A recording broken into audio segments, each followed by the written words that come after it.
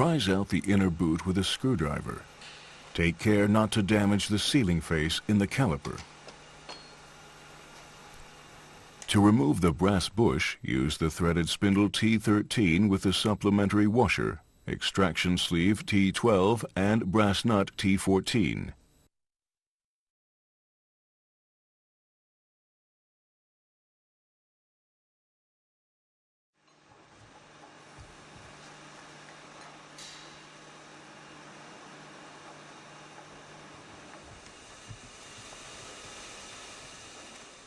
Screw in the threaded spindle T13 to extract the brass bush.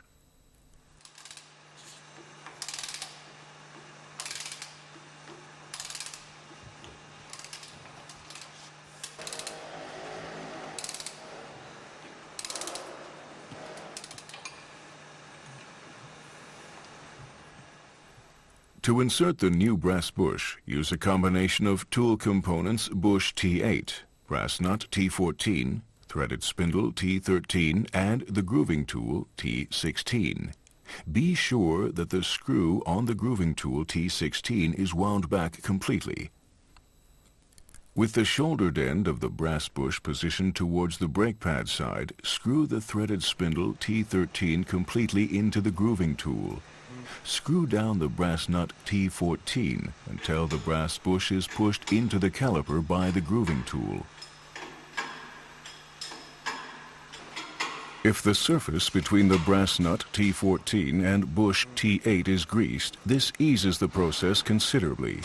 You will recognize when the brass bush has been pulled in completely as the tool lies flush with the caliper. The brass bush stands about 1 millimeter proud.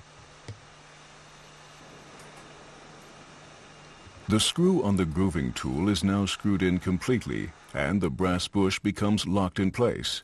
Undo the screw about 20 millimeters. Rotate the grooving tool approximately 60 degrees and repeat the process. Unscrew the screw on the grooving tool.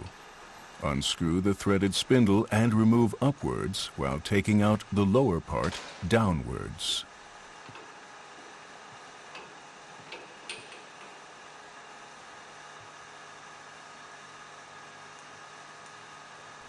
Fit the new inner boot into the sleeve T7. The folds must lie within the tool, otherwise the boot will be damaged when pulled in.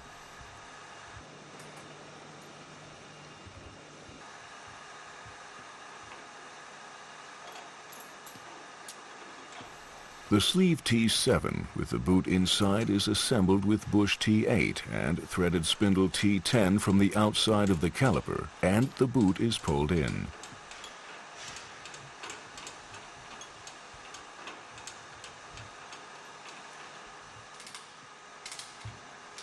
Take care. Use a maximum torque of 8 Newton meters. Do not exceed this. Pull the boot by hand after assembly to check that it is seated correctly. In order to extract the rubber bush, you must use a combination of threaded spindle T20 with supplementary washer, sleeve T21, disc T6, as well as brass nut T22.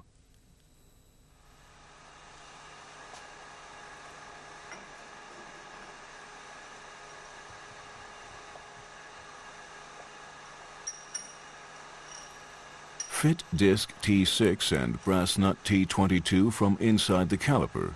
Screw together and extract the rubber bush.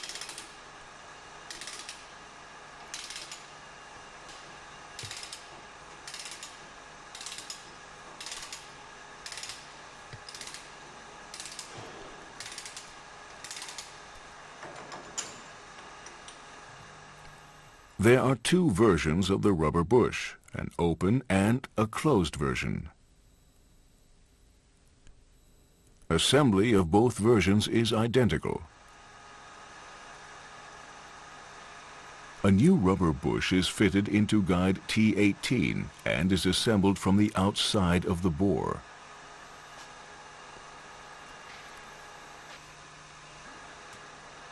The threaded pin on guide T19 should be unscrewed. From the brake pad side of the caliper, the guide T19 is introduced into the bore.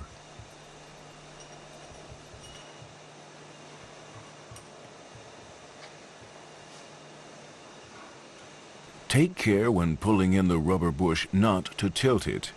From the outside, the threaded spindle T20 is inserted, and from the inside, the nut T22 is fitted. The threaded pin on the guide T19 should be screwed in against the caliper casting to adjust for any unevenness of the surface.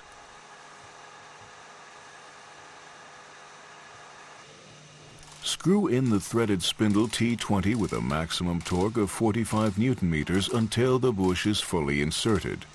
The metal ring of the bush should not rotate when it is installed.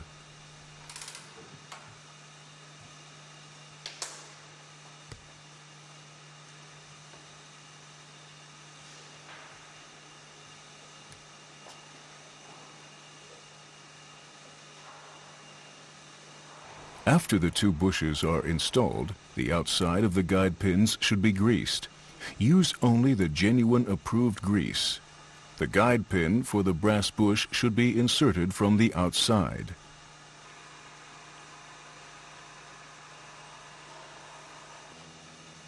The lip on the inner boot should fit into the groove of the guide pin, and the retainer ring should be fitted afterwards.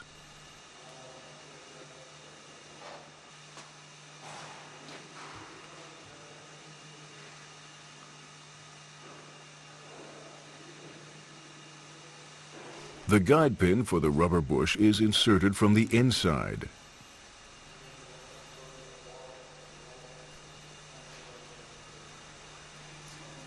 Place the caliper onto the carrier.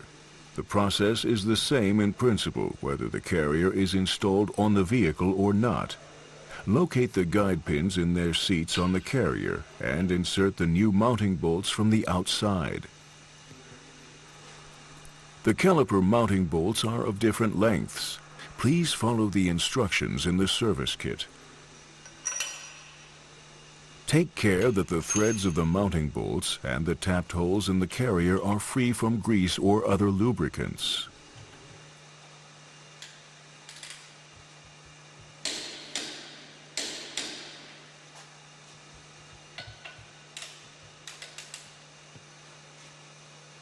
Both bolts must be tightened to 180 Newton-meters, then screwed in by an additional 90 degrees.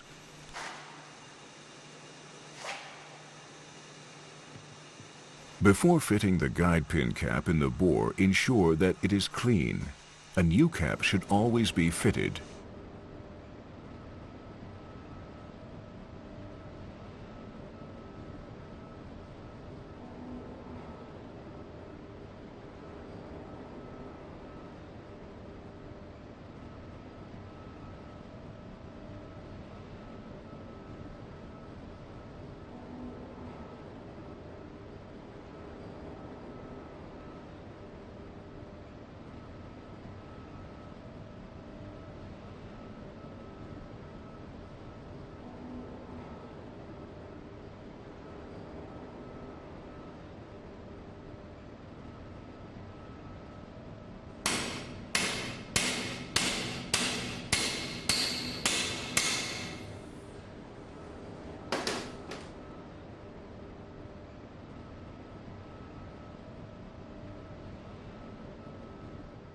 It is important to note that the inner boot must be compressed during the fitting of the guide pin cap to prevent air being trapped.